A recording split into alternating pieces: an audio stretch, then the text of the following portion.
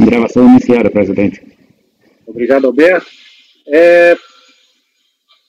Senhores, retomando aqui os trabalhos da nossa tarde, em que a gente está julgando os processos da sessão de julgamento da manhã do dia 3 de setembro, estamos fazendo isso e diante do permissivo do artigo 11 da portaria CARF 17296, que permite a antecipação do início de uma sessão de julgamento. Então, nós já julgamos no vídeo anterior os processos 189 a 198 e estamos agora no processo 199, processo de relatoria do conselheiro Daniel, e mais uma vez destacando que a turma está completa com o conselheiro Daniel, o conselheiro Rodrigo, o conselheiro Francisco Guarita, o conselheiro Douglas, a conselheira Débora, o conselheiro Sávio, o conselheiro Marcelo e eu, Carlos Alberto. Conselheiro Daniel, por favor, fique à vontade, processo item 199 da pauta, processo final 2013-63, contribuinte Antônio Pinheiro Júnior, com a ressalva de que se trata de um paradigma de um lote repetitivo correspondente ao processo número 200. Então, o resultado desse processo, que é 2013-63, será aplicado ao processo número 200, que é o 2013-98, que também é do contribuinte Antônio Pinheiro Júnior. Por favor, conselheiro, fique à vontade.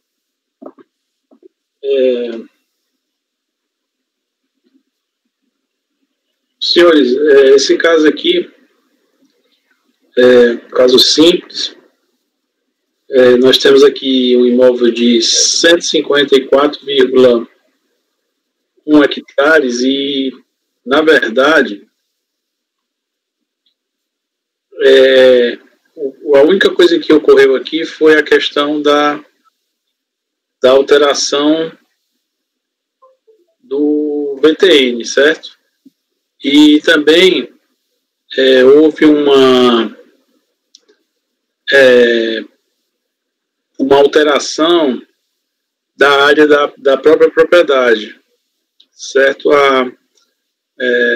Já que partindo para o voto, nas considerações iniciais, temos a decisão de piso reconheceu a existência de erro de fato e decidiu por alterar a área da propriedade rural com reflexo no cálculo do tributo devido. No que concerne ao montante arbitrado de VTN, o contribuinte não apresentou inconformismo em sede recursal, estando esse aspecto do lançamento definitivamente constituído na esfera administrativa. Assim, a matéria ainda controvertida, que será objeto de análise no presente voto, consiste na área de reserva legal não acatada e a alteração na área de produtos vegetais e pastagens, certo? Para fins de exclusão da tributação da área de reserva legal, é dispensável a protocolização do ADA, conforme exaustivamente nós temos debatido aqui. Verifique-se que o fundamento utilizado pela decisão de piso para não acolher a área de preservação permanente informada pelo contribuinte em sua impugnação foi a ausência de ADA tempestivo, não a impossibilidade de retificação posterior da ITR pela existência de um suposto erro de fato. Destaque, entendo que, constatada a desnecessidade do ADA para o fato gerador em questão, deve ser acatada a área de reserva legal informada pelo recorrente de 37,70 hectares, folha 4.3. Em relação à área de pastagem, alteração de área utilizável. O argumento recursal de que deve ser alterada a área de pastagem e, por consequência, o grau de utilização do imóvel não deve prosperar por dois motivos. Primeiro, não foi demonstrado o erro de fato na apresentação da DITR de 2009. Por último, não foi encarreado aos autos um laudo técnico demonstrando o aumento do grau de utilização do imóvel rural. Desse modo, não há como ser acolhido o pleito recursal. Diante de todo o exposto, voto conhecer do recurso voluntário,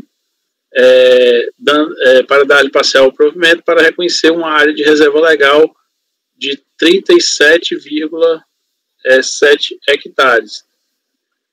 Na verdade, assim, aqui nesse caso, eu formei minha convicção muito pelo resultado do julgamento de primeira instância, porque ela reconheceu lá um erro de fato na declaração e aceitou que essa declaração fosse revisada. Ele pede para que seja considerado 37,7 hectares de área de reserva legal, e a DRJ simplesmente diz que não pode ser acatado porque não tem um ADA. E aí o meu raciocínio foi, se o fundamento da decisão foi não acatar porque não tem um ADA, e esse ADA é desnecessário, então o contribuinte tem razão nas suas alegações. Foi esse o meu raciocínio. Não sei se ficou claro. Sim, Daniel, ficou claro. A própria DRJ diz que essa área está devidamente averbada desde 1996. Senhores, considerações? Muito parecido com aquele outro, né, também, que a gente já julgou aqui do próprio Daniel, né, também que a DRJ falou, me interessa se a área está averbada, eu quero saber do ADA. Mas nesse caso ela falou que está averbada. Então, é parecido, né, mas... Senhores, alguma consideração? Daniel, nesse caso, você dá provimento ao recurso ou é provimento parcial? Tem que estar sem som, Daniel. Desculpa, é provimento parcial porque ele também pede uma alteração no grau de utilização do imóvel, que eu não estou acatando porque não tem um laudo. Mas a utilização o grau de utilização não é aquilo que a gente falou, que é uma decorrência dessa alteração que você vai... Mas não é... Não, mas eu estou falando em relação à questão de área de pastagem. Porque ele diz que deve ser alterada a área de pastagem. Ok, então ele tem outras áreas, né? Está pleiteando outras áreas. Perfeito.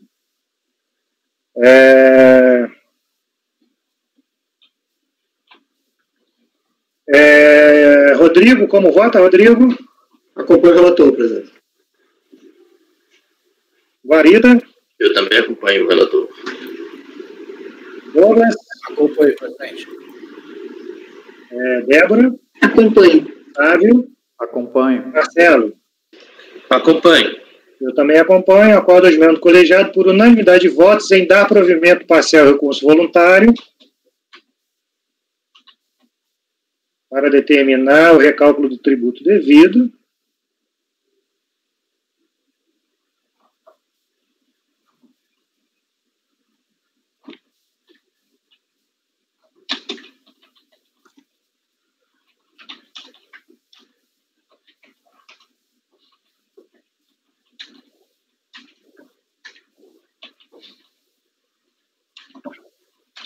Área de reserva legal de quanto, Daniel? 37,7? Exatamente.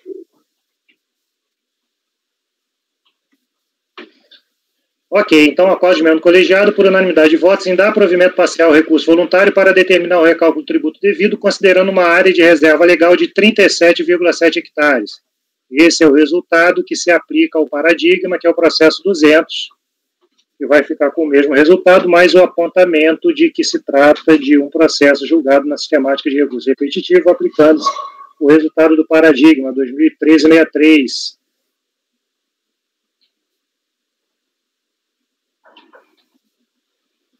Processo seguinte, processo também do conselheiro Daniel, Baeza Energética Barra Grande S.A., processo número 201 da pauta, e ele também corresponde a um paradigma de um lote repetitivo correspondente ao processo 202. Daniel, por favor, fique à vontade.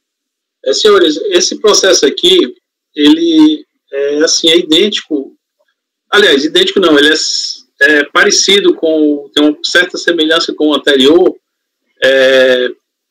foi, inclusive, a mesma DRJ, acredito que a fiscalização tenha sido a mesma, e a diferença aqui para o outro, até a questão da tentativa de alterar a área de pastagem também, ele ocorre aqui. A única diferença para o outro é que lá nesse anterior era a área de reserva legal e aqui é uma área de preservação permanente, certo? Então, eu também estou acatando a área de preservação permanente informada pela recorrente de 203,6 hectares, conforme folha 4.1 do processo.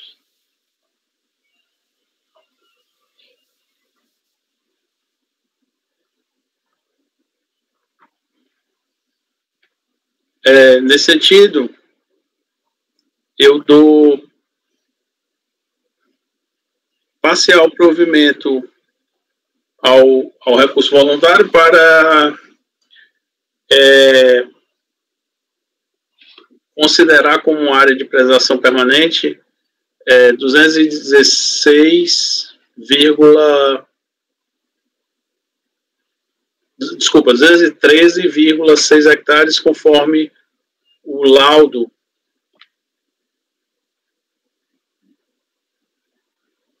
É o laudo, essa folha que você comentou aqui, parece que é uma folha só perdida. Fala em área... uma folha de uma legenda de algum mapa, de alguma coisa assim, né, que não...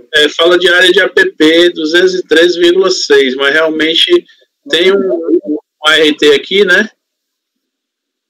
Não, ART não, é um...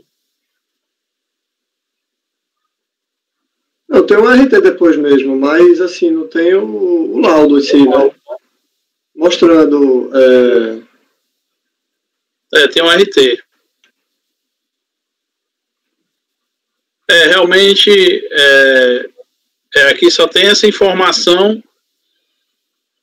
é uma legenda, na verdade, né? Isso, é uma legenda de algum mapa, mas mesmo assim deveria ter um laudo mostrando, né? Calculando essa área. Então, com base nessa... Porque me veio em mente, acho que quando eu vi isso aqui, que ele comprovava essa área, né? Mas é apenas uma menção, uma página só. Então, nesse sentido, eu vou modificar aqui o meu encaminhamento para negar provimento ao recurso voluntário, já que ele não comprova, apesar da desnecessidade do ADA, ele não comprova através de um laudo técnico a existência dessa área de preservação permanente informada, não sendo suficiente essa informação de folha 41, que lança aí essa área, mas não dá maiores detalhes, né? A gente não sabe nem exatamente de onde é isso, né? Ele não está nem vinculando a própria propriedade rural, né? Porque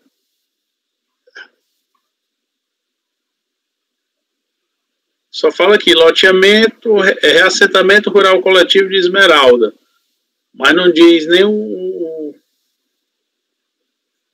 nome da propriedade, né? Nem a área. Então, assim, realmente é muito frágil para acolher. Então, nesse sentido, eu nego provimento. O que ele junta aqui, da intimação da Receita, folhas 15, 16 e 17 só, mas tem ART, mas não prova nada.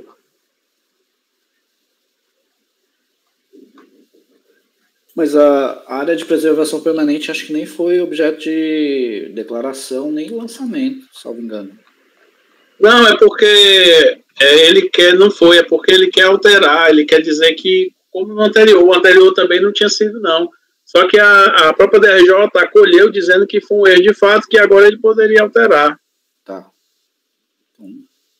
Lá nós acatamos porque... Sim. Agora aqui realmente não dá. Ok, senhores. Considerações, senhores? As outras matérias, ele não...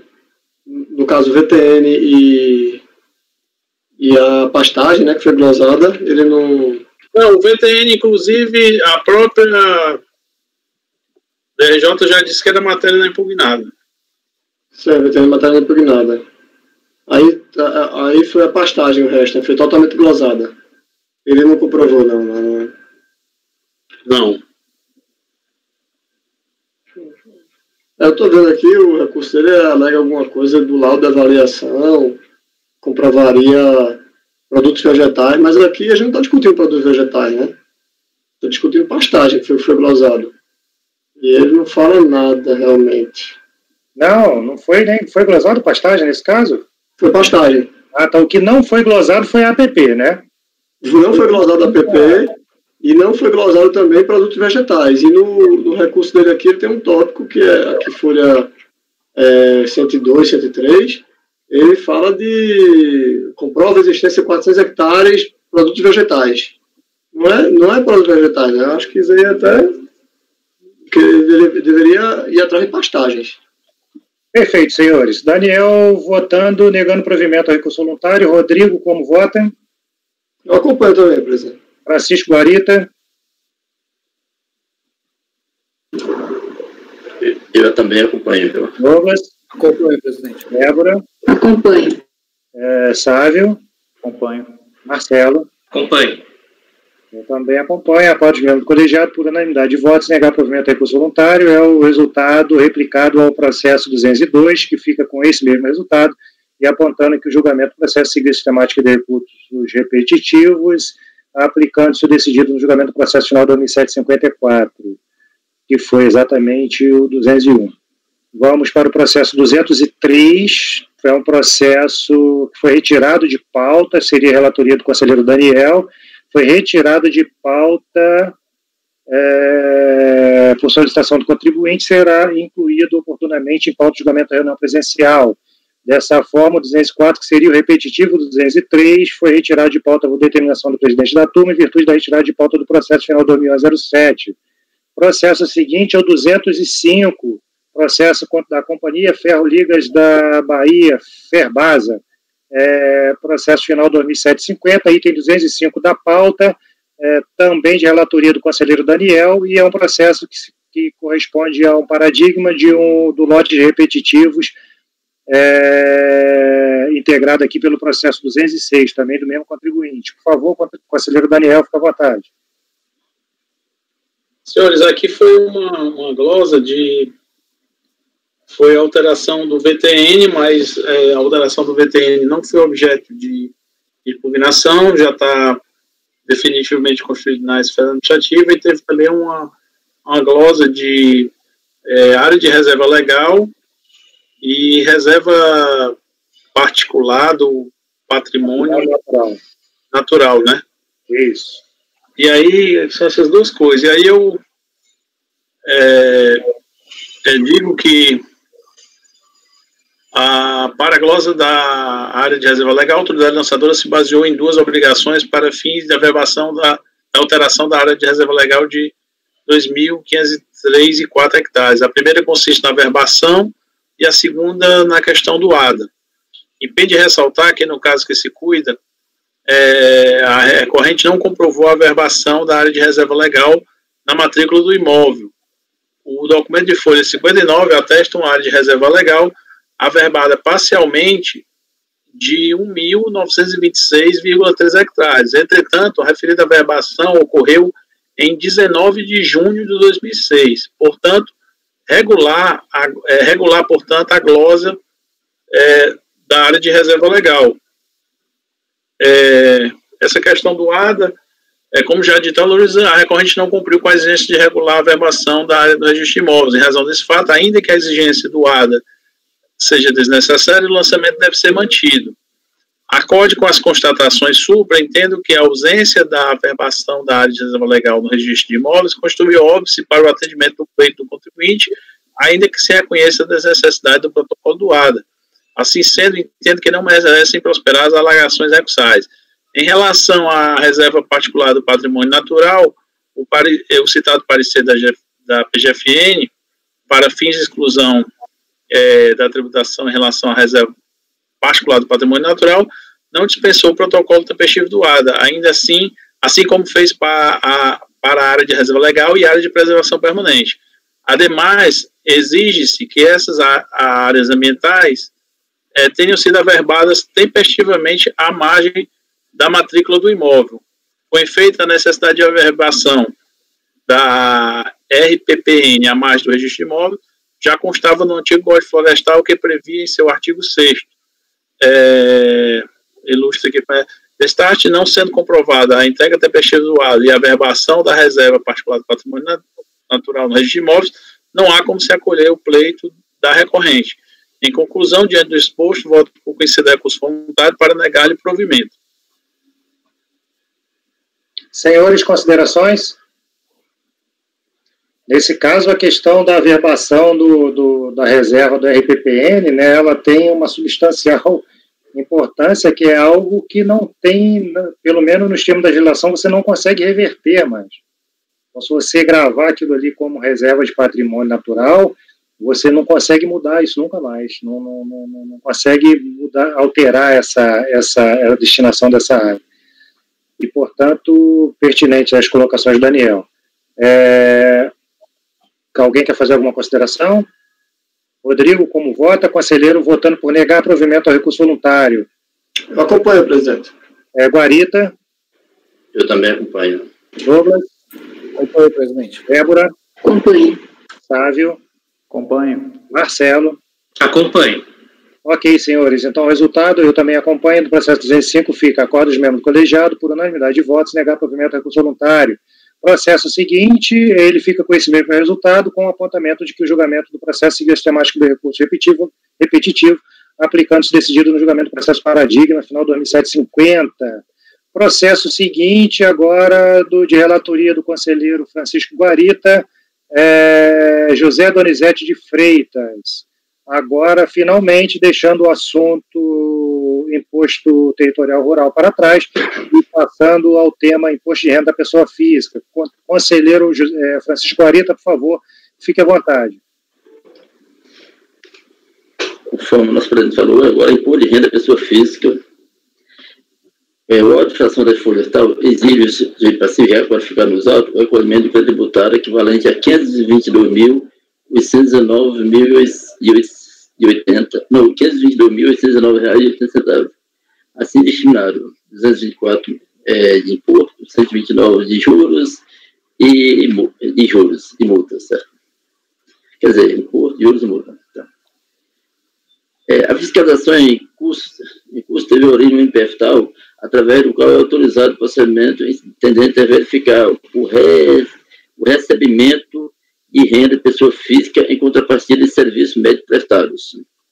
Constatar divergência entre as informações do intimado com os dois declarantes de pessoa física, tomador do serviço, a diligência foi encerrada e os documentos encaminhados para a prestação da chefia.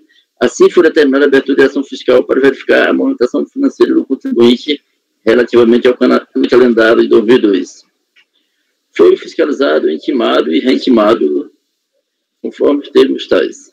Cabe esclarecer que da relação do crédito anexa foram excluídos aquele que o fiscal do feito encontrou justificativa com base somente nos extratos. A totalidade de emissão de rendimento apurada para o ano calendário 2002 correspondeu a R$ 817.915,57. Checando as contas e controle de atendimento, o contribuinte chegou a um rendimento bruto anual de R$ 90.043,66, um valor infinitivamente menor que o apurado pelo levantamento de 817 mil. Em sua decisão, o julgador de primeira instância decidiu que assiste a razão em parte ao contribuinte, de acordo com a seguinte emenda. É sobre a emissão de rendimento de depósito bancário, aqui já conhecemos bem esse tipo de legislação. O presente do recurso, vamos ao voto. O presente de recurso voluntário foi formalizado dentro do prazo que é o artigo 33 do decreto 70.235 e preenche os demais pressupostos de admissibilidade, daí porque devo conhecê-lo e por isso mesmo passa a apreciá-lo em suas alegações meritórias. Observe de logo que o recorrente encontra-se por sustentar basicamente as seguintes alegações. Quer dizer, a nível preliminar, a questão de nulidade de lançamento, a nível de mérito, o depósito bancário. Certo? A nível de preliminar, nulidade de lançamento, o contribuinte cabe alegar que o presente lançamento é totalmente nulo, já que a fiscalização utilizou de procedimento ilegal e inconstitucional para apurar o suposto crédito tributário, quebrando o sigilo bancário do impugnante sem qualquer autorização judicial, o que lesa garantias fundamentais trazidas pela Carta Magna. Se a quebra de sigilo foi legal, o lançamento com base nos dados obtidos por essa quebra de sigilo torna-se nulo. E a nível de mérito sobre os depósitos bancários. Os depósitos bancários, por si só, não autorizam o lançamento efetuado, já que não constitui fato gerador do imposto de renda. Haja vista não caracterizar disponibilidade de renda e proventos, não podendo, por consequência, caracterizar sinais exteriores de riqueza.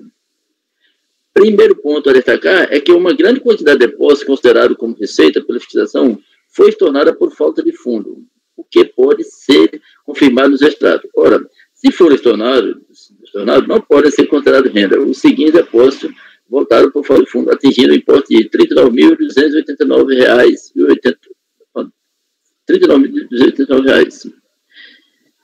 Também a fiscalização colocou como receita os 2 movimentos, embora se refira a um depósito só, devendo esses valores considerados de duplicidade ser retirados da lista de depósitos, tido como não justificado, que são os seguintes, atingindo o importe de R$ 94.473,35.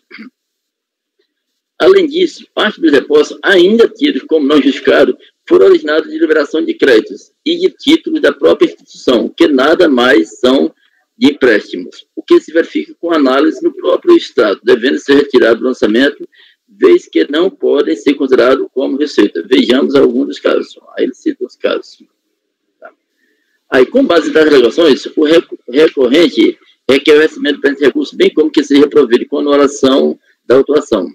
Analisando os autos de antemão, venho informar que para os elementos probatórios apresentados perante esse recurso, não socorre recorrente, seja pelo fato dos mesmos dizerem respeito a período de apuração diferente, como a ação judicial de cumprimento de sentença, por exemplo. Como a ação judicial de cumprimento de sentença, por exemplo, que é referência a 2005, e o calendário é 2002, seja pelo fato da fragilidade da declaração de empréstimos apresentada por seus credores, pois a mesma não dispõe de mínimas formalidades legais a ser que nem comprova o fluxo completo das operações. Quer dizer, nesse caso, esse recibo da pelo fornecedor foi um simples recibo que a pessoa fez, de que ele teria tomado empréstimo, sem nenhuma formalidade legal, nem de autenticação, nem nada. E também não comprova depois a devolução do referido empréstimo. Então, pronto, vamos por questões didáticas, entende que seja mais apropriado examinar as alegações e execução desse tópico, em separado. Sobre a preliminar de nulidade do lançamento, o recorrente lança mão de indagações que litigam a seara da inconstitucionalidade da lei que autoriza a quebra do sigilo bancário. Quer dizer, de fato, há que se destacar que a autoridade fiscal cabe verificar o fiel cumprimento da legislação em vigor, independente de questões de discordância pelo contribuinte acerca de alegadas ilegalidades ou inconstitucionalidades, sendo a atividade do lançamento vinculada e obrigatória, sob pena de responsabilidade funcional, como previsto no artigo 142 do parágrafo do Código Tributário Nacional. Assim, contendo o lançamento tributário e requisitos legais estabelecidos no artigo 11 do decreto 70.235/72, que rege o processo administrativo fiscal, especialmente no que diz respeito à descrição, no que diz respeito à descrição dos fatos e ao enquadramento legal da matéria tributária, e tendo o contribuinte, após dele tomado ciência, protocolar sua impugnação dentro do prazo legal, não prospera a alegação do recorrente de que o presente lançamento estaria maculado por ilegalidade ou inconstitucionalidade. Sobre depósitos bancários. Sobre os argumentos de que o depósito bancário, por si só, não autoriza o lançamento efetuado, já que não constitui fato gerador de imposto de renda, haja visto não caracterizar a disponibilidade de renda e proventos, não podendo, por consequência, caracterizar os sinais exteriores de riqueza, tem-se que o entendimento do recorrente é equivocado, pois, segundo a discussão legais, a presunção é iuris tantum, onde cabe ao contribuinte a comprovação da origem dos depósitos, demonstrando que os mesmos não são tributáveis, ou que já foram tributados. No caso, o recorrente não se desincumbiu de sua obrigação. Inclusive, sobre o consumo de renda, tem a súmula CARF número 26, que diz que dispensa o fisco de comprovar o consumo da renda. Agora, Aí o contribuinte fora isso, ele argumentou 3 coisas, certo? Argumentou que houve lançamento de duplicidade, houve lançamento também de duplicidade e também de devoluções e também com relação ao valor de empréstimo. Quanto ao argumento de que uma grande quantidade de pré-postos considerado como receita pela fiscalização foi estornada por falta de fundos, o que pode ser confirmado no extrato, onde o recorrente argumenta que se for estornado esse depósito, não pode ser considerado como renda. O rendimento, os seguintes depósitos voltaram por falta de fundo, atingiram o importe de R$ 39.089. O contribuinte argumenta que foi devolvido R$ 39.089. Tem-se que, em parte, o recorrente está correto, pois, segundo os extratos, não foram devolvidos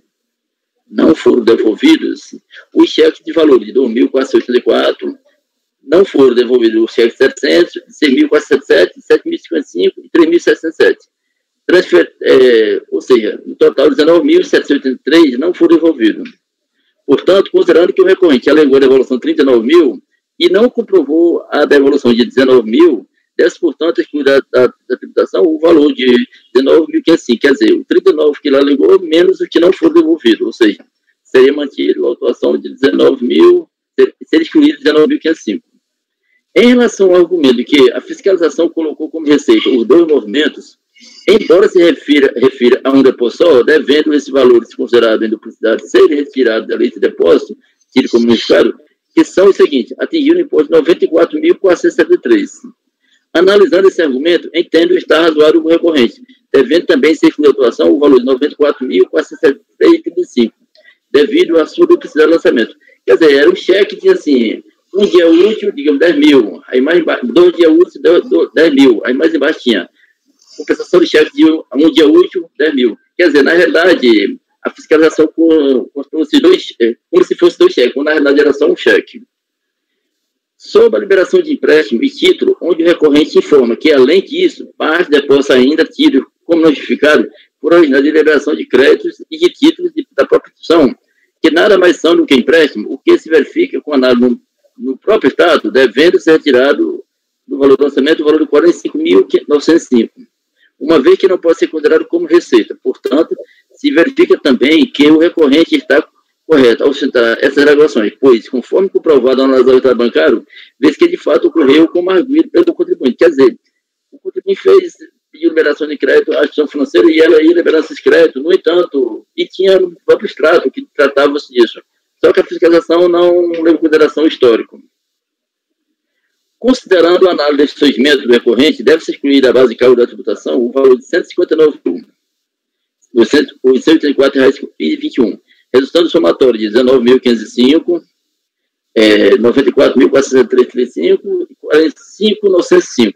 Haja visto os elementos de prova apresentados pelo recorrente no sentido que os mesmos foram arrolados indevidamente como depósito de origem comprovada. Quanto às demais alegações do recorrente sobre a comprovação do depósito bancário, não merece prosperar, seja pelo fato de que os elementos apresentados dizem respeito aos períodos, seja pela facilidade das provas apresentadas em relação aos contratos de empréstimo pessoal obtidos. O contribuinte colacionou aos autos várias ações judiciais administrativas que corroboram com seu entendimento.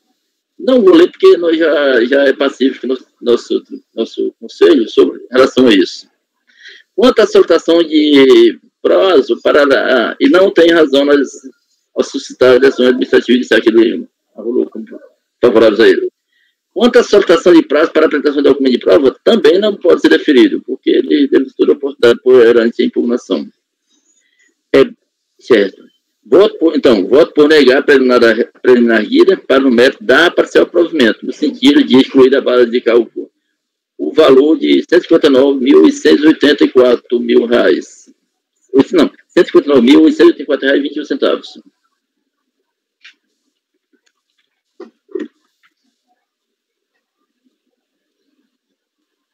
Senhores,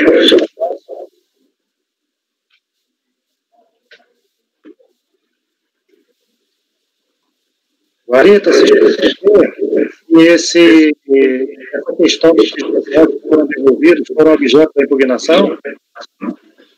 Se for... Estou fazendo um eco aí, presidente, na sua... Eu estou sentindo também. Melhorou aí, não? Melhorou. Esses argumentos que o contribuinte apresenta relacionados a esses depósitos que você até está dando parcial provimento, eles foram objeto da impugnação, Guarita?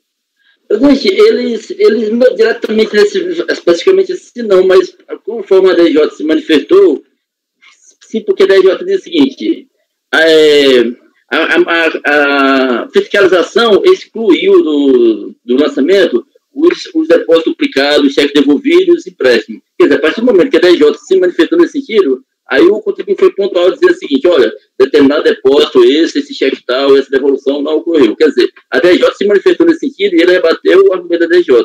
Aí você identificou na planilha de rendimentos omitidos esses lançamentos? Sim. Inclusive duplicado. Eu conferi tudo minuciosamente, para não correr o risco de ser injusto, nem com a autuação, nem com o contribuinte. Perfeito. Senhores, considerações?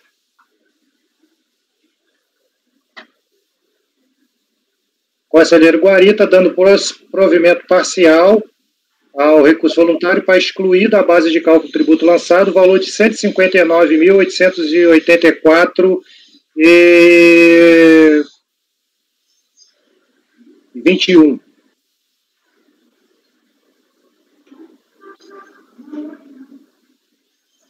Como vota, não havendo considerações, vamos ao voto. Como vota, Daniel? Eu acompanho. Rodrigo? Também acompanho, presidente. Douglas? Acompanho, presidente. Débora? Acompanho. Sávio? Acompanho. Marcelo? Acompanho.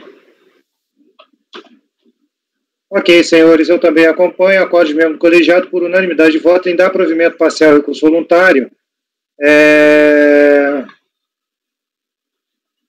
para excluir da base de cálculo do tributo lançado o valor de R$ 159.884,21. É isso, conselheiro Guarita? Corretíssimo. Perfeito, senhores. Então, processo concluído, vamos ao processo 208. Processo de minha relatoria, processo do contribuinte Jorge Gomes da Silva, que solicitou a retirada de pauta e teve o pedido deferido. O processo foi retirado de pauta, a pedido do contribuinte, os autos serão incluídos oportunamente em julgamento de reunião presencial. Processo seguinte, relator, conselheiro Sávio Salomão, processo item 209 da pauta, contribuinte Getúlio Soares de Paula, processo final 2010-87. Por favor, conselheiro, fique à vontade. Bom, esse processo aqui, a gente já está entrando na pauta dos casos que envolvem imposto de renda, tá? Esse processo aqui diz respeito a uma apuração de imposto de renda relativo ao ano calendário 2005, sendo que o auto de infração foi lavrado em decorrência da apuração de omissão de rendimentos proveniente da atividade rural e omissão de rendimentos caracterizada por depósitos de origem não comprovada. E aí, conforme se pode verificar do relatório fiscal de folhas 9 a 15, a autoridade dispôs inicialmente que o procedimento fiscalizatório foi programado em decorrência de o contribuinte ter omitido rendimentos provenientes da venda de bovinos, bem assim por ter movimentado em instituições financeiras a quantia de R$ 1.206.04581, sendo que no ano exercício de 2006, o contribuinte havia apresentado declaração de ajuste simplificada, em que informou rendimentos tributáveis recebidos apenas de pessoas físicas no valor de R$ 17.320, e nada declarou a título de rendimentos recebidos da atividade rural ou rendimentos isentos e ou tributáveis exclusivamente na fonte. De todo modo, a autoridade acabou concluindo, pela prática das infrações de omissão de rendimento proveniente da atividade rural e pela prática de omissão de rendimentos caracterizada por depósitos bancários com origem não comprovada, pelas razões que eu estou aí destacando, né? Até peço licença para ler um pouco aí para vocês. O valor total dessas, em relação aqui à omissão de rendimento proveniente da atividade rural, certo? O valor total dessas notas está sendo deduzido do total anual dos créditos bancários que não tiveram a origem comprovada. Ainda que o contribuinte tenha alegado verbalmente que os valores registrados nessas notas são valores de pauta apenas, sendo maiores os que efetivamente recebeu, não tendo havido a comprovação nem a localização do valor exato dos respectivos recebimentos, não tivemos como considerar essa alegação. Em relação à questão da omissão de rendimentos caracterizadas por depósito de origem não comprovada, o que é que a autoridade disse? Pela falta de comprovação da origem dos recursos, estamos realizando o devido lançamento de ofício a título de omissão de rendimentos, um montante não comprovado. Essa fiscalização não considerou esses créditos, depósitos restantes como oriundos de atividade rural, uma vez que não ficou comprovado pelo fiscalizado que tivessem origem na referida atividade, nem mesmo o contribuinte declarou oportunamente para a Receita Federal que havia recebido qualquer rendimento dessa atividade em relação ao referido ano. E aí o contribuinte foi devidamente intimado da impugnação, né? A impugnação encontra-se juntada às folhas 145 a 148, e ele alegou o quê? Primeiro, que possuía exclusivamente uma única fonte de renda consistente na atividade rural, sendo que entregou à autoridade tributária inúmeras notas fiscais que comprovariam a devida movimentação bancária, oriunda unicamente da compra e venda de gado bovino, e que, porém, nem toda a documentação foi acolhida. Segundo, que em razão de se tratar de um período de 5 anos passados, não conseguiu encontrar as notas que comprovariam as negociações geradoras das operações tidas como de origem não comprovada, uma vez que todas corresponderam à atividade rural. Terceiro, que não havia obrigatoriedade em se estabelecer o nexo causal entre cada depósito e o fato que representa a omissão da receita. Quarto, que no que tange ao critério utilizado para a apuração da base de cálculo do imposto no lançamento, constatava-se que o auditor fiscal demonstrou os rendimentos de acordo com a percepção dos mesmos, contudo utilizou o critério anual e não mensal, o que acabaria ou acabava contrariando o artigo 42, parágrafo 4º da Lei 94.3096. E, por fim, que, aplicando-se o artigo 150, parágrafo 4º do CTN, o crédito tributário relativo aos meses de janeiro a setembro de 2005 estaria extinto pela decadência, já que a ciência do lançamento teria ocorrido em 29/10/2010. Os autos foram encaminhados para a DRJ e a DRJ de Juiz de Fora, quarta turma, entendeu por julgar a impugnação improcedente, conforme eu transcrevo a ementa aí. E aí o contribuinte foi devidamente intimado do resultado da decisão de primeira instância e apresentou recurso voluntário de folhas 187 a 190.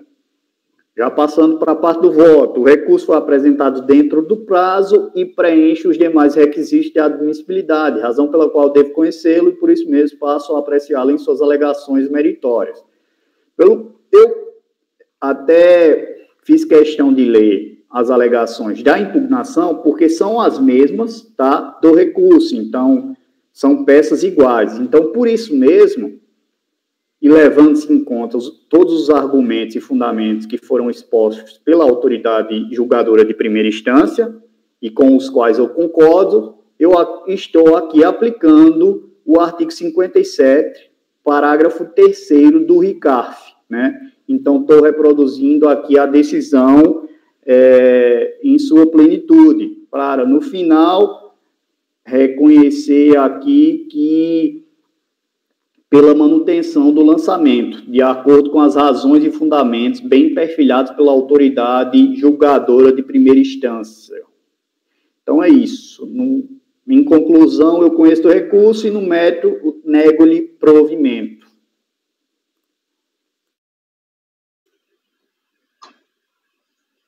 Senhores, considerações?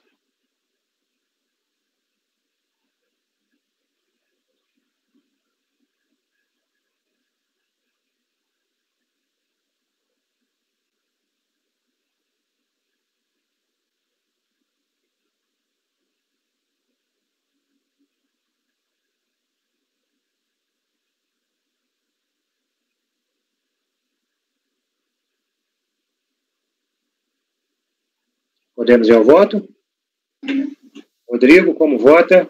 Conselheiro relator, negando provimento do recurso voluntário. Desculpa, Rodrigo, Daniel. Eu acompanho, presidente. Ok, obrigado, Daniel. Desculpa mais uma vez, Rodrigo. Também acompanho, presidente.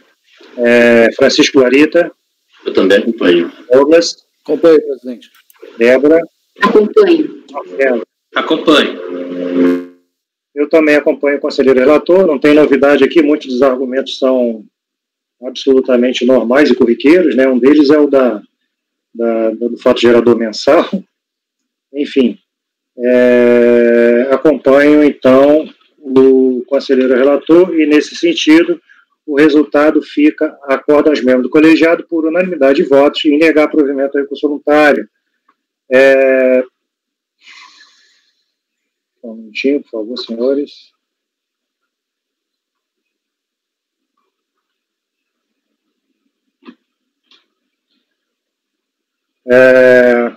Processo seguinte, processo 210, relatora conselheira Débora, contribuinte Sérgio Luiz dos Santos Delgado. Conselheira, por favor, fique à vontade.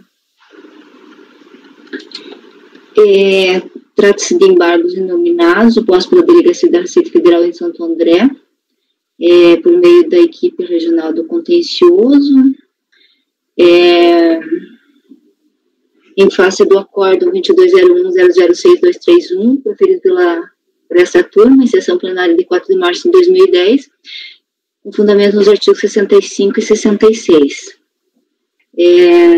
do regimento do CARF. Eu transcrevo que a ementa e a decisão registradas no acordo embargado, que, na realidade, esse aqui era uma depósito bancário de origem não comprovada, e no voto condutor,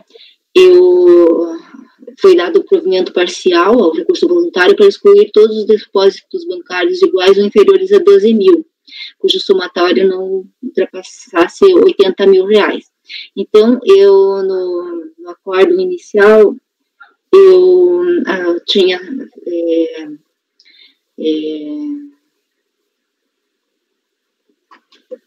deixei demonstrado ali que havia apenas um depósito de valor superior a 12 mil, que seria o que foi efetuado no dia 4 de 8 de 98, no valor de 15 mil. E o restante, né, era de valor individual igual ou inferior a 12 mil, e o que restaria do lançamento, o montante de 75.018, que totalizaram, no caso, 75.018, né, para excluir, então, esse montante. Todavia, como apontado pela embargante, existiu um depósito efetuado no dia 13 de 4 de 98, no valor de 25 mil, que a priori também preencheria, né, esse é o despacho de admissibilidade, e que, de forma que não poderia ser excluído, né, com base na súmula CARF número 6. Então, passando as razões do lado do embargo, no caso em análise, a constatação do lapso manifesto fica evidenciada na medida em que não foi considerado o depósito no valor de 25 mil, folha 357, que também não preenche as condições para aplicação da súmula CARF número 61, alterando o montante a ser excluído do lançamento. Portanto, além de conhecer dos embargos necessários, se faz a revisão do acordo, tendo em conta a existência da referida inexatidão. Então, eu transcrevo aqui a planilha, né, de movimentação financeira conciliadas, que consta nas folhas 355 e 358, que apresenta os seguintes saldos mensais. Então, são duas contas do Banco Itaú. Então, aqui foi feito o discriminativo mensal. Então, apontado o valor aqui dos depósitos de cada uma das contas, que totaliza um montante de 90.518. Por sua vez, a planilha abaixo elaborada, a partir dos demonstrativos de folhas 355 a 358, apresenta um resumo dos depósitos e créditos de origem não comprovada com valores individuais abaixo e acima de 12 mil. Então, o que eu fiz? Eu separei, né, os créditos de cada daquelas contas, e realmente os valores de crédito de valor individual acima de 12 mil é composto por dois depósitos, um efetuado em abril, no valor de 25 mil, e outro em julho de 15.500.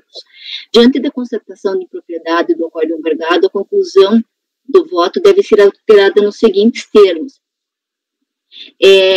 Ressalte-se que, de acordo com os demonstrativos do depósito de origem não justificada, do montante lançado de 90.518,12, apenas 2 depósitos são de valores superiores a 12 mil, quais sejam 25 mil em 13 de 4,98, folha 355, e 15.500 efetuado em 4 de 8 de 98, folha 357, totalizando um montante de 40.500.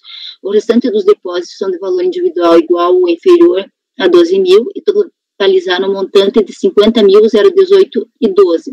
Assim, por força do disposto no artigo 42, parágrafo 3º, inciso 2 da Lei 9.430 de 96, com alteração promovida pelo artigo 4º da Lei 9.481 de 97, bem como a súmula CARF 61, a seguir reproduzida, tais depósitos não podem ser considerados na presunção da omissão de rendimentos caracterizados por depósito bancário de origem não comprovada. Eu transcrevo a súmula 61, logo o acordo recorrido deve ser reformado para excluir da tributação o montante de 50.018,12. Então, eu excluí o valor de 25 mil que eu não tinha observado quando da análise inicial, né? Então, diante do exposto, voto-se em dar provimento parcial ao recurso voluntário para excluir da tributação o valor de 50.018,12, referente ao somatório dos depósitos bancários iguais ou inferiores a 12 mil, nos termos do voto EPIC. Por conseguinte, a decisão registrada no acordo embargado também deve ser alterada nos seguintes termos.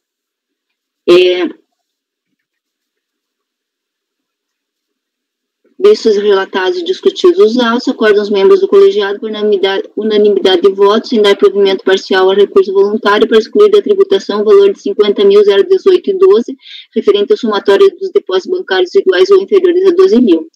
Então, pode-se colher os embargos inominados, formalizados em face do acordo tal, né, de 4 de março de 2020, com efeitos infringentes, para sanar a inexatidão material verificada com a correção dos valores remanescentes do lançamento.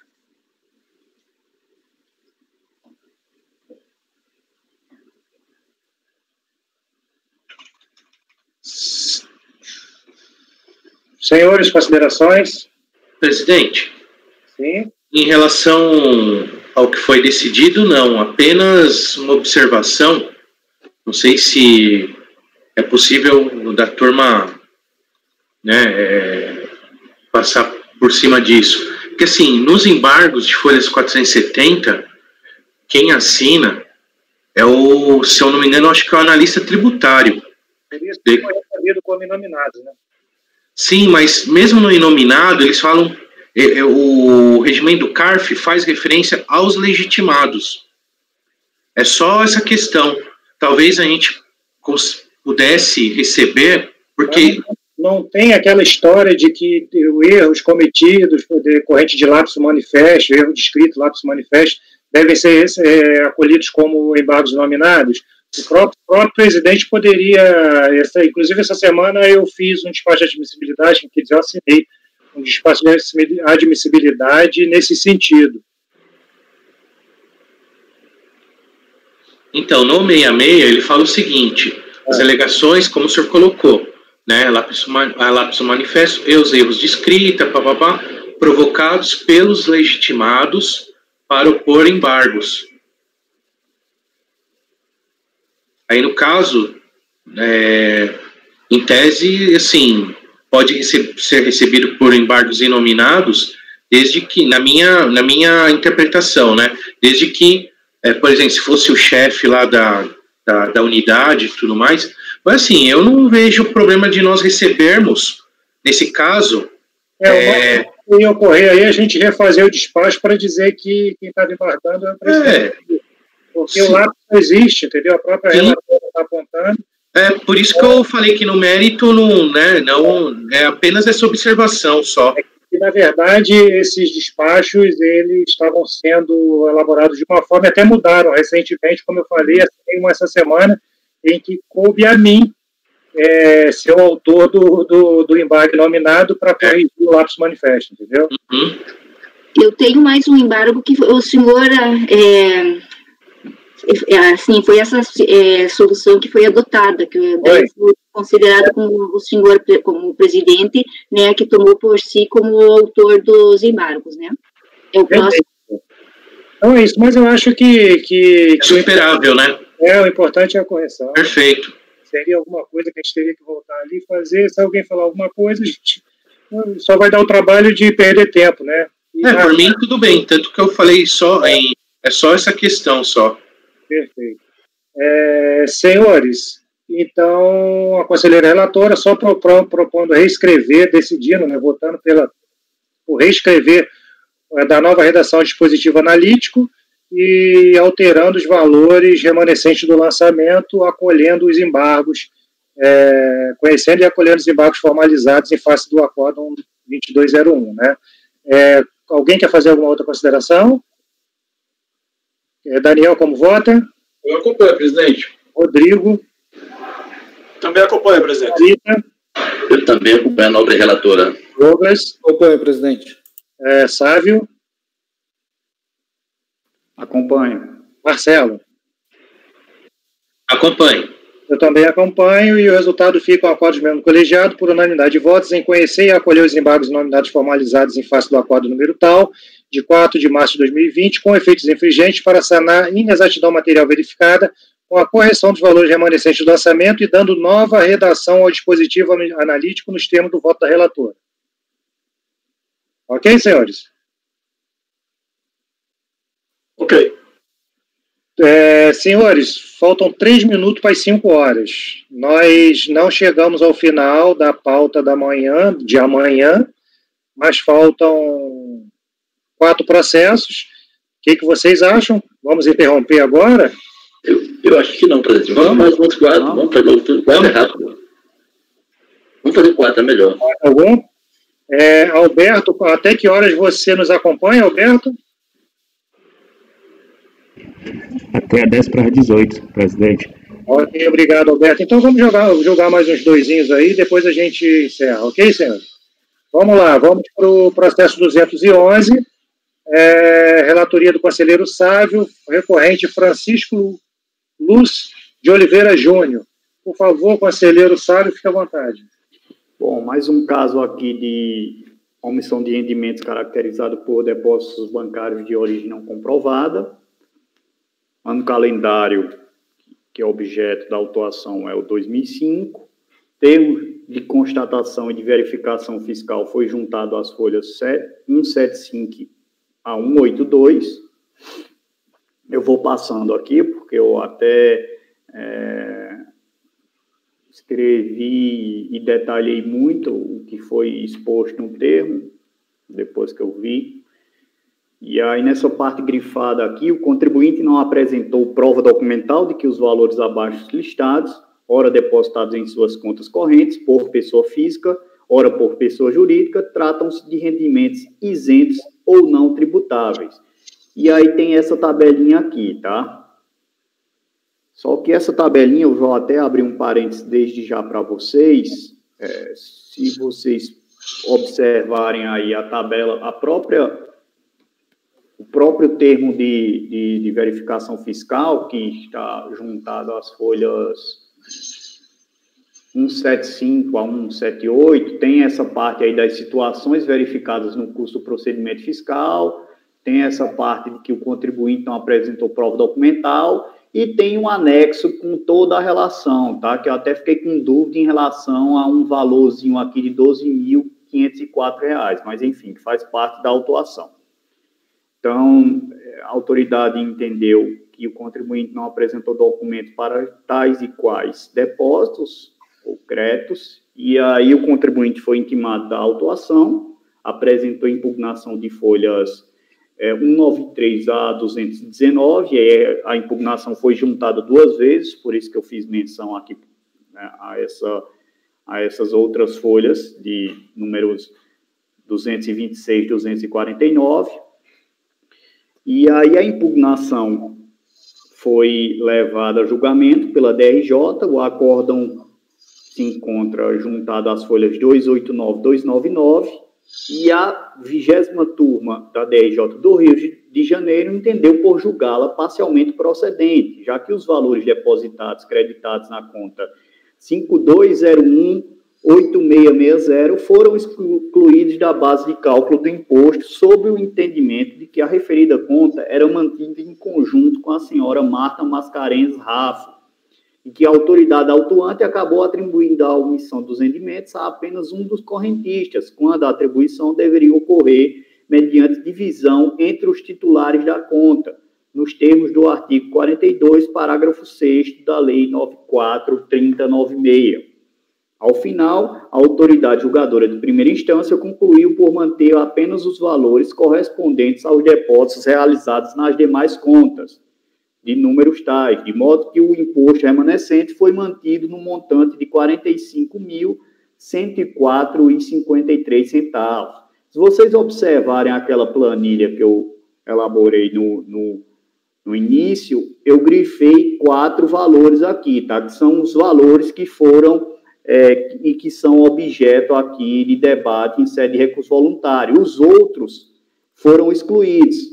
Uma parte por conta dessa questão da conta conjunta, de cotitularidade, e outra parte aqui, que é R$ 3.000, por conta daquela questão de se tratar de valor abaixo de 12.000.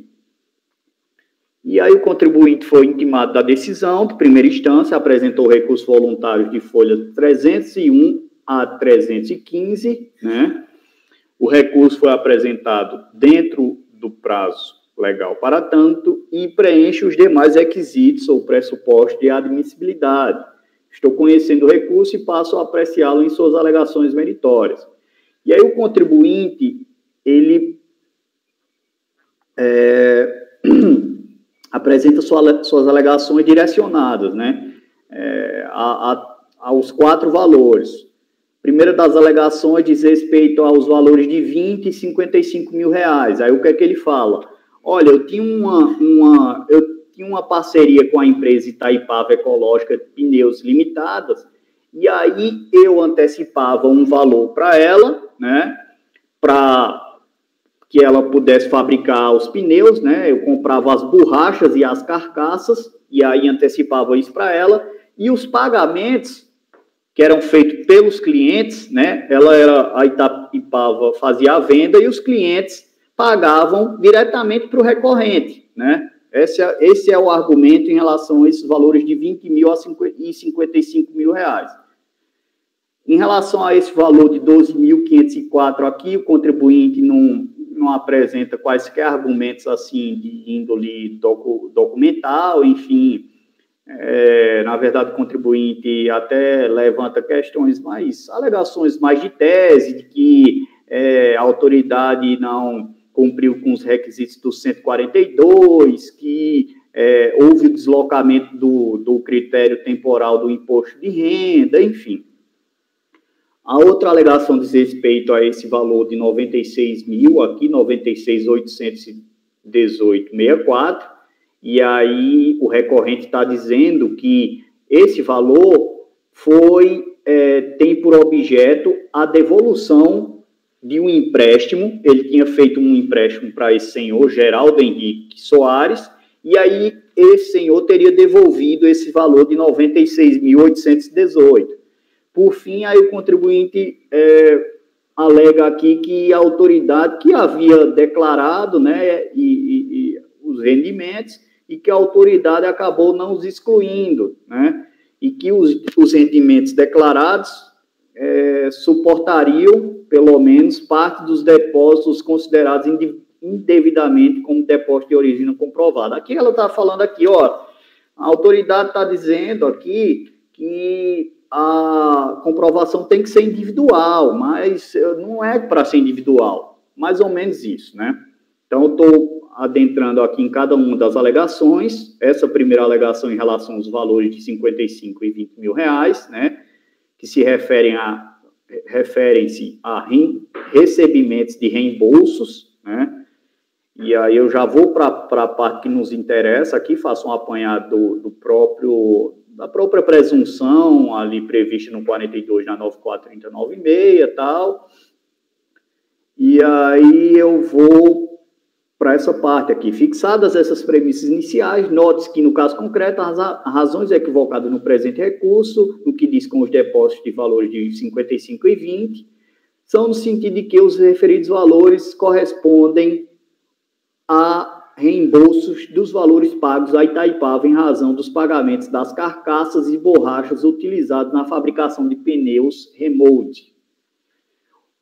O fato é que os elementos probatórios, tais quais colacionados aos autos, não são capazes de demonstrar com precisão a exata correlação entre cada valor depositado na respectiva conta bancária e a correspondente origem dos recursos. A propósito, note-se que, ainda que a documentação juntada indique a existência de parceria existente, vou até mudar isso aqui, a existência de parceria firmada entre o recorrente e a empresa Itaipava, tal documentação não comprova perfeitamente o nexo causal e a natureza dos créditos depositados nos montantes tais na conta tal, mantida no Banco Safra, pelos depositantes Volmi Bissolo e Beija-Flor Comércio. Quer dizer, a referida documentação apresentada não se revela hábil para comprovar a origem dos referidos valores. E como bem dispõem os artigos 44 da 943096 e 849 do RI 99, o contribuinte deve comprovar a origem dos valores creditados em conta de depósito de investimento por meio de documentação hábil e idônea, sendo que, como destaquei dias atrás, a documentação apresentada não comprova perfeitamente nem o nexo causal entre os depositantes, nem a natureza dos créditos depositados. Então, por essa razão, eu não estou acolhendo essas alegações no que diz aos valores de 55 e 20 mil reais. Questão agora do valor de 12.504 e da falta de comprovação. Eu estou fazendo aqui um apanhado do artigo 43, estou dispondo aqui sobre as teorias da renda, né? Renda como produto e renda como acréscimo e tal, e aí venho dispondo. O fato é que a sistemática da presunção de rendimentos caracterizada pela omissão com base em depósitos de origem não comprovada segue outra sistemática. Conforme visto anteriormente, o artigo 42 acabou estabelecendo uma presunção de rendimentos tributáveis nas hipóteses em que o titular de conta bancária, pessoa física ou jurídica, não comprovam, mediante documentação hábil e idônea, a origem dos recursos.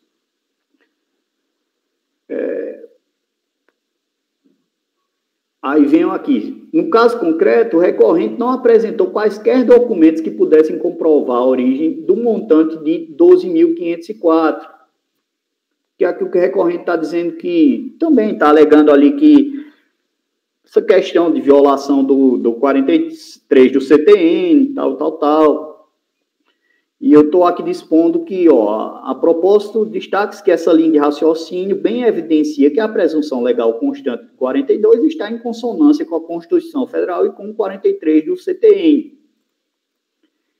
No caso concreto, o recorrente não apresentou quaisquer documentos que pudessem comprovar a origem do montante de R$ 12.504, de modo que as alegações no sentido de que não houve disponibilidade jurídica ou econômica, ou ainda no sentido de que o fato gerador do imposto teria sido deslocado, são de todo irrelevantes e não têm o condão de elidir a presunção tal qual apurada. Portanto, considerando a ausência de elementos probatórios que pudessem atestar a origem do valor de 12.504, entendo que tal montante deve ser considerado, por presunção legal, como rendimento omitido e, portanto, deve ser mantido na presente autuação. A última das alegações diz respeito a esse valor de R$ 96.812,64, que aí ele está dispondo que esse valor tem por objeto o retorno do empréstimo, ou seja, a quitação, né? E aí eu venho fazendo um apanhado aqui, passo pelo 109 do CTN para chegar no instituto lá do mútuo, né, do empréstimo, que é tratado no 586 do Código Civil. Esse ponto aí a gente já conhece bem, né?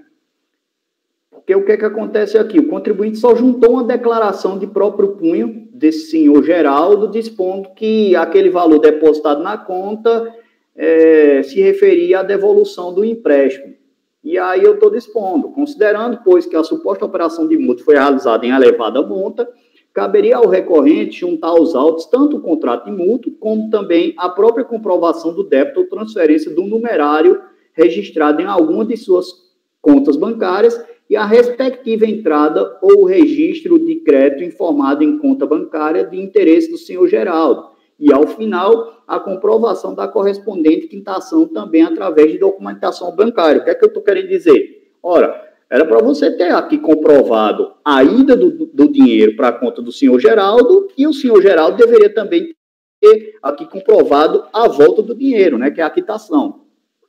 Com efeito, entendo que o montante de 96.818,62, creditado na conta tal, agência 003, mantida no Citibank, deve ser considerado como rendimento omitido por força da presunção legal prevista nos artigos 42 da 943096 e 849 do RI 99. E aí, em senda conclusiva, eu estou aqui destacando que a alegação no sentido de que o recorrente dispunha de recursos suficientes que suportariam parte dos depósitos considerados indevidamente, considerados supostamente indevidos como depósitos de origem comprovadas, é de todo irrelevante, já que o artigo 42, parágrafo 3º da 943096 é claro ao dispor que os créditos devem ser analisados individualizadamente. E aí eu estou conhecendo do recurso e negando provimento, pelas razões que eu acabei de mencioná-las. Então, seria basicamente isso, presidente. Nada que foge ao que a gente já tem aí visto em tantas sessões passadas. Senhores, considerações? Nada de novo, não é isso? Como vota, conselheiro Daniel? Conselheiro relator, negando provimento ao recurso voluntário. Lembrando, estamos no processo 211. Ok, eu acompanho, presidente. Conselheiro Rodrigo? Sabe, eu que estava lendo aqui outra coisa, acabei sem acompanhar o documento, aquele pedido dele que ele fez para excluir em bloco os valores que ele declarou. Tá, é porque ele fala aqui, ó, é uma das últimas alegações dele aqui, de Atel. Ele constrói essa linha argumentativa de acordo com o seguinte tópico, dos rendimentos declarados. Aí o que é que ele fala? Que a autoridade julgadora de primeira instância sustenta que os créditos devem ser analisados separadamente e que cada um deve ter sua origem comprovada de forma individualizada, sendo que a autoridade não excluiu os rendimentos e as disponibilidades declaradas dos valores tributados, sem contar que tais rendimentos declarados e as disponibilidades suportam pelo menos parte dos depósitos considerados indevidamente como depósitos de origem comprovados. Enfim, o que é que ele está dizendo? Eu declarei vários dos depósitos aqui, né? Está lá na declaração. Só que não, né? Aqui ele não comprova de forma individualizada, né? Então, restaram esses 4 valores aqui, de 20, 55, de 12 e de 96. O de 20 e 55, ele fala que é em reembolso de valores antecipados para a empresa Itaipava, e aí os clientes da Itaipava pagavam diretamente na conta dele, né? Não, isso, eu entendi. Não, esses pontos eu entendi, porque nos tópicos lá do começo do teu voto, tu falasse do rendimento declarado, e ao longo do teu voto tu não falou, e esse ponto daí eu aceitaria. Eu tiraria em bloco o rendimento declarado dele. Eu tiraria. Rodrigo, mesmo que boa parte do lançamento a gente já tenha retirado, ou seja, só então transitou na conta o que ele declarou? Porque veja, nós temos uma quantidade grande já de créditos movimentados que foram excluídos de tributação porque era uma conta conjunta. Quando a gente não tem essa dúvida... Porque teve a conta conjunta, né, que a DRJ excluiu. Não parei para pensar nisso. Quando tem essa dúvida, geralmente é quando a gente tem, tipo... quando eu sei as contas... Aí eu vou e excluo em bloco. Estou tributando tudo, eu excluo em bloco, porque eu não posso imaginar que só os rendimentos tributáveis declarados não transitaram pela conta. Mas esse não, tem outros rendimentos, inclusive, que não foram tributados nessa autuação. Pois é, assim, fica difícil de fazer esse cotejo aqui de acordo com a declaração, né? Não é nem de acordo com a declaração, é porque porque realmente eu não me atentei para essa questão. Outras contas já foram excluídas. Mas quando você tem todas as contas investigadas, não sei o que, com tributação cobrada por tudo, eu tenho alguns votos aqui que entendo por excluir em bloco. O que ele declarou, não vou lá, tipo, mês a mês, tudo, não. Declarei, aqui o montante de depósito deles é R$1 milhão aqui, está sendo investigado em todas as contas, e ele declarou um montante de 150 mil, exclui 150 mil, cobra em cima de 850. Exclui em bloco, mas aqui é como o presidente chamou a atenção, realmente tiveram contas excluídas, né, teve conta excluída, que aí não tem como saber. Se você for observar lá a planilha que foi anexada ao próprio termo de verificação... Nós estamos falando de 2006, Sávio? Oi? Estamos falando do ano de 2006? Calendário de 2005. Isso, então exercício 2006. Isso. Eu abri um processo aqui, não sei se eu estou, de repente, no processo errado. Francisco Luz de Oliveira Júnior. Isso, aí tem lá folha 180, aí está lá a relação, ó. Folha 5, foi a declaração dele, quanto rendimento tributável declarado, 0.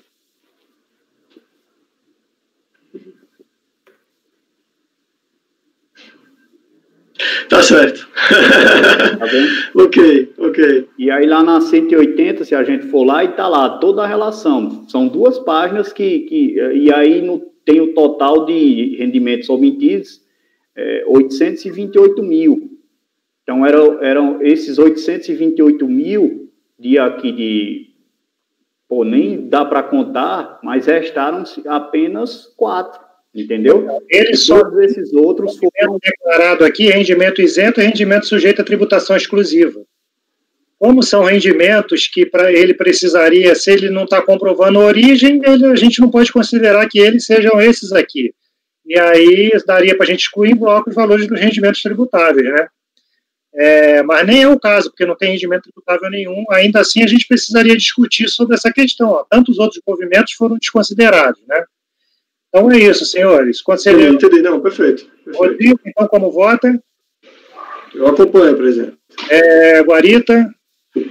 Eu também acompanho. Douglas? Acompanho, presidente. Débora? Acompanho. Marcelo? Acompanho. Eu também acompanho, então acordo de membro do colegiado por unanimidade de votos em negar provimento ao recurso voluntário.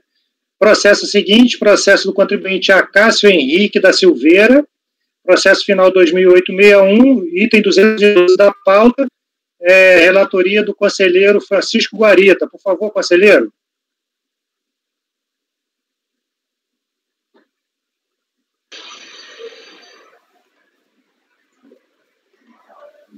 Imposto de renda pessoa física.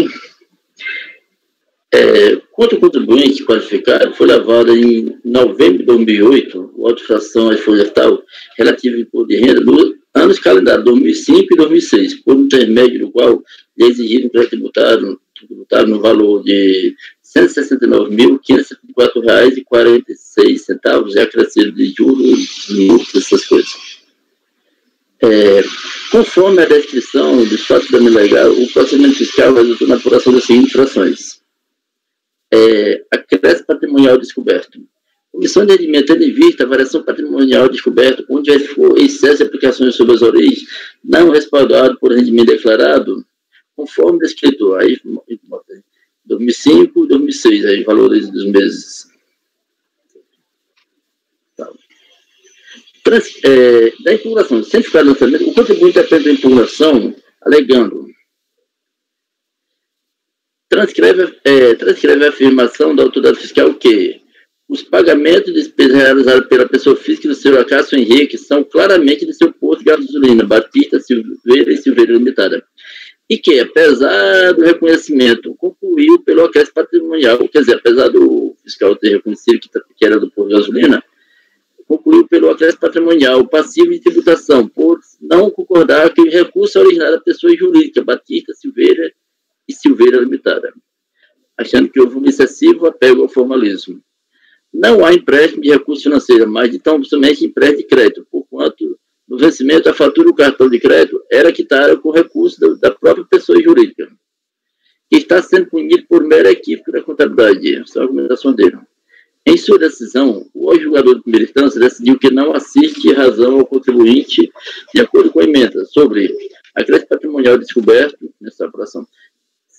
São tributáveis as quantias correspondentes ao acréscimo patrimonial descoberto de pessoa física quando esse acréscimo não foi justificado pelo rendimento tributado, não tributado, tributados fiscalizados na fonte ou objeto de tributação definitiva. E também sob pedido de juntar documentos. O orçamento intempestivo e atender a demais votos. O orçamento intempestivo e atender as demais condições de utilizar com isso do recurso voluntário. Através de uma visão panorâmica do recurso, percebe-se que o recorrente, além de apresentar alegações genéricas, suscitando o princípio da verdade real, limita-se a atacar a decisão recorrida pelo fato da mesma aceitar os termos da autuação, onde a referida decisão não admite que o recurso for originário da pessoa jurídica, por motivos muito vagos. Se não, veja-se os argumentos iniciais do seu recurso ao atacar a decisão recorrida. Nada obstante, o acordo não admite que os recursos para pagamento da despesa seriam originários da pessoa jurídica por 3 razões. Quer dizer, o acordo não aceitou esse motivo. Não foi apresentada a documentação comprobatória coincidente em data e valor do repasse de recursos da pessoa jurídica à pessoa física. Não foi apresentada qualquer justificativa para esse procedimento. Como não foi informado qual a natureza de transferência da pessoa jurídica para a pessoa física. Com todo o respeito devido, a conclusão da coluna turma não se sustenta na lógica do fato, demonstrando a esteira adotada pelo seu editor excessivo apego ao formalismo e flagrante princípio, ao princípio da verdade real. Analisando o relatório da fiscalização anexo às folhas tais, percebe-se que a fiscalização, de fato, constatou que os pagamentos da despesa paga pelo ocorrente pertence ao posto de combustível. No entanto, pertenciam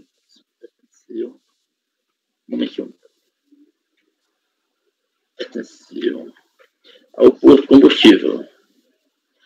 No entanto, o contribuinte não comprovou a causa dos pagamentos, como também não comprovou cabalmente o repasse do recurso do posto de gasolina para o contribuinte. Por conta disso, a fiscalização entendeu que o recorrente não se desincumbiu da sua obrigação de vincular os recursos utilizados para o pagamento da despesa do cartão de crédito como se originário do posto de gasolina. Veja-se, então, o trecho do relatório da fiscalização que emociona esse entendimento. Além disso, tais recursos também poderiam ser oriundos da escrituração a mais da contabilidade. A confusão patrimonial foi estabelecida pelo contribuinte e caberia a este desfazê-la.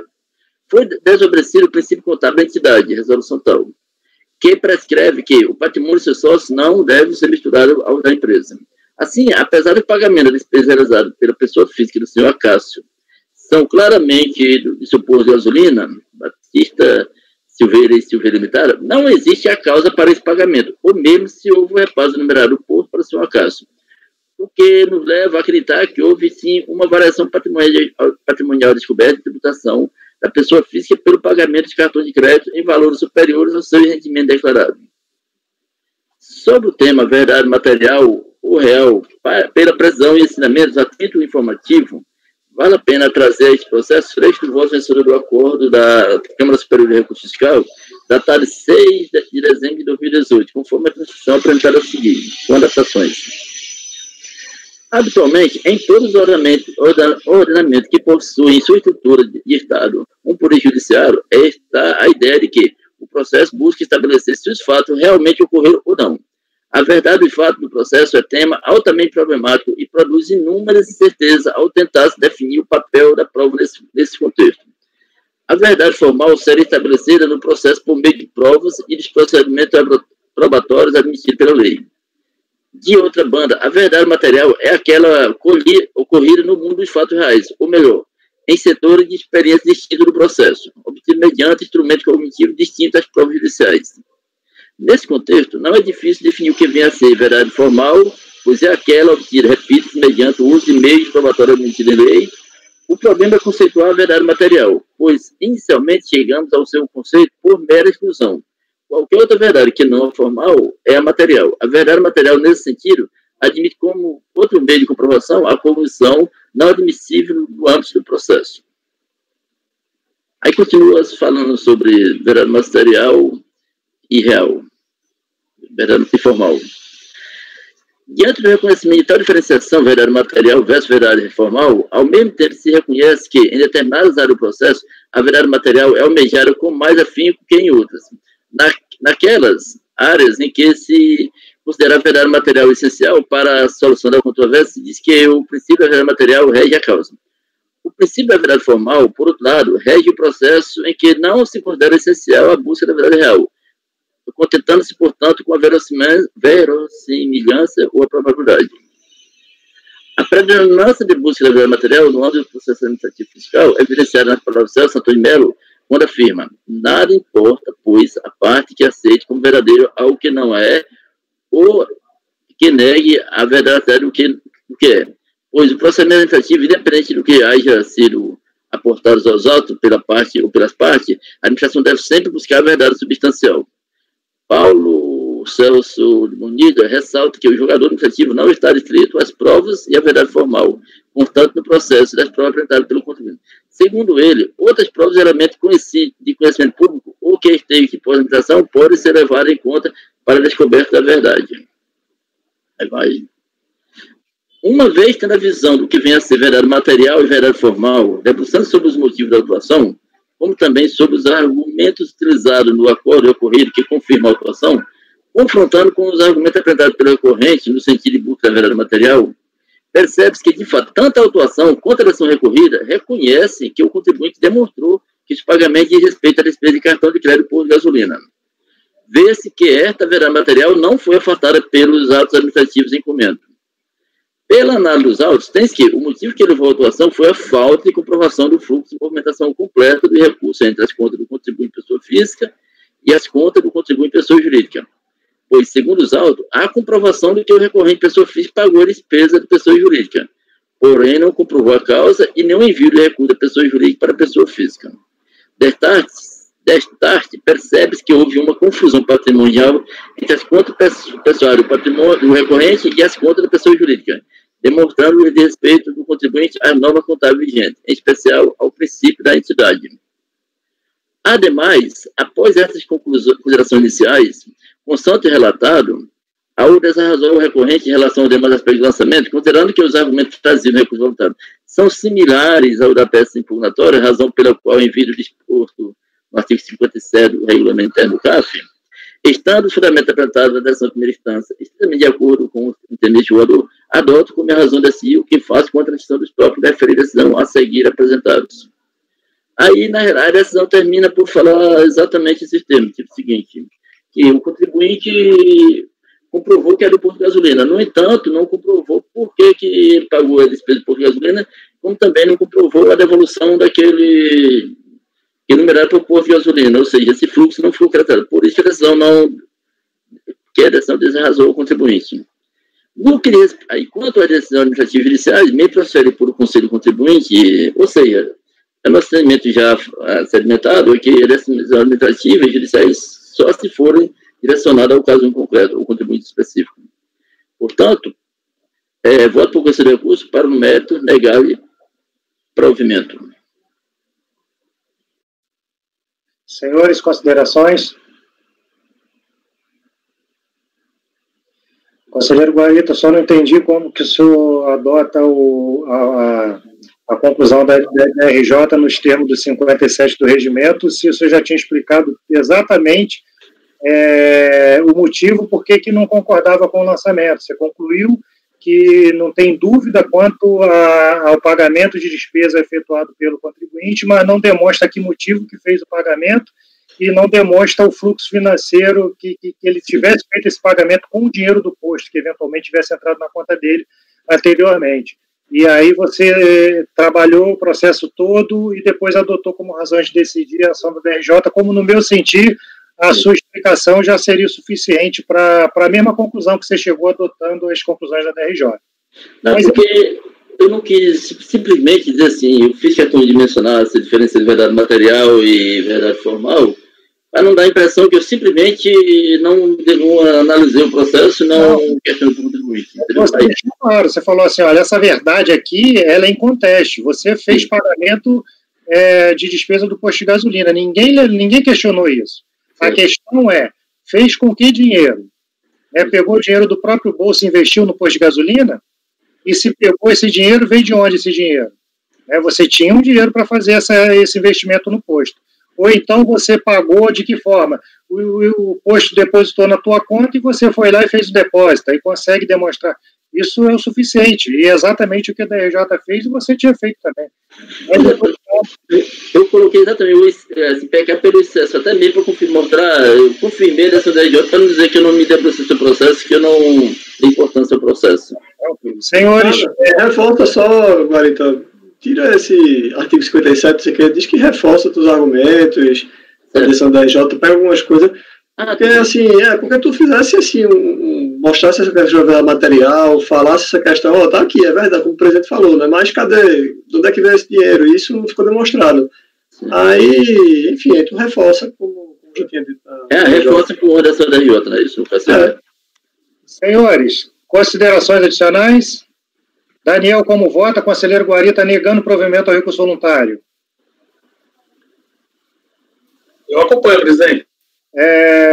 Rodrigo? Também acompanho, presidente. Guarita já foi. O Douglas? Acompanho, presidente. Débora? Acompanho. Flávio? Acompanho. Eu também. Marcelo? Acompanho. Acho que eu nunca tinha pulado o Marcelo, hoje eu pulei o Marcelo. Mas vamos lá, é o cansaço. Senhores, eu também acompanho o conselheiro Guarita. Para o processo do senhor Acácio, fica o seguinte resultado. Acordo aos membros do colegiado, por unanimidade de votos, em negar provimento ao recurso voluntário. Senhores, vamos prosseguir nos próximos? Ou vamos parar? Acho que tá bom, presidente. Não, vamos deixar para amanhã. Eu tenho que vir de qualquer jeito. Eu mesmo já estou cansado, imagino que vocês também. Nosso colega lá, o Alberto. Alberto também. Logo tem que sair também. Chegou às 8 junto com a gente. Logo aí, se a gente pega um processo que vai demorar um pouquinho mais.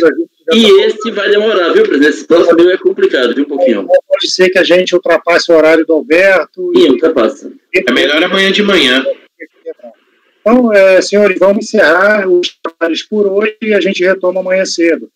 Senhor Alberto, por favor, pode encerrar a gravação, por favor?